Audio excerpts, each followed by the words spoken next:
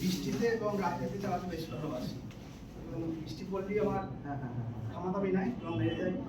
যেমন ধরুন কিছুদিন আগে আমি আমাদের ঘুরে গেলাম, অরুণাচল প্রদেশও কমপ্লিট করলাম। তো রাত্রিতে বেশ লাগে, সবচেয়ে গ্যাদারিং হয় না। একটা সমস্যা যেটা পড়েছিলাম, এই লাইটটা হেডলাইটটা চলে যায়, কিন্তু শোরুম থেকে আমি একটা জিনিস দেখলাম, কন্টিনিউ চালাতে কিছুক্ষণ ওয়েট করলে অটোমেটিক দেখছি অটোমেটিক ঠিক আছে, মানে কোনো গ্যারেজে বা কিছু দরকার নেই।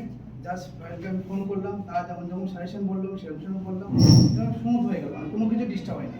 মানে যত রকম মানে অফ রোডিং বলুন স্মুথ বলুন, যত রকম আমার এই 2 বছরে যা গাড়ি রাইড করেছি, প্রায় 10,000 তো হয়ে গেছে আমার কিলোমিটার, কোনো কিছু প্রবলেম হয়নি। এখন আমার মানে গাড়িটার প্রতি বিরক্তি লাগছে না, ভালোবাসি, বিরক্তি লাগছে। এই ডিসিশন নিয়েছিলাম যে চেঞ্জ করবো, কিন্তু আবার ডিসিশন চেঞ্জ হচ্ছে না, ওটাকেই আমার থাকবে। নেক্সট লাদাখে যাচ্ছি, তার জন্য মেন্টালি প্রিপারেশন নিচ্ছি। মোটামুটি এটাই।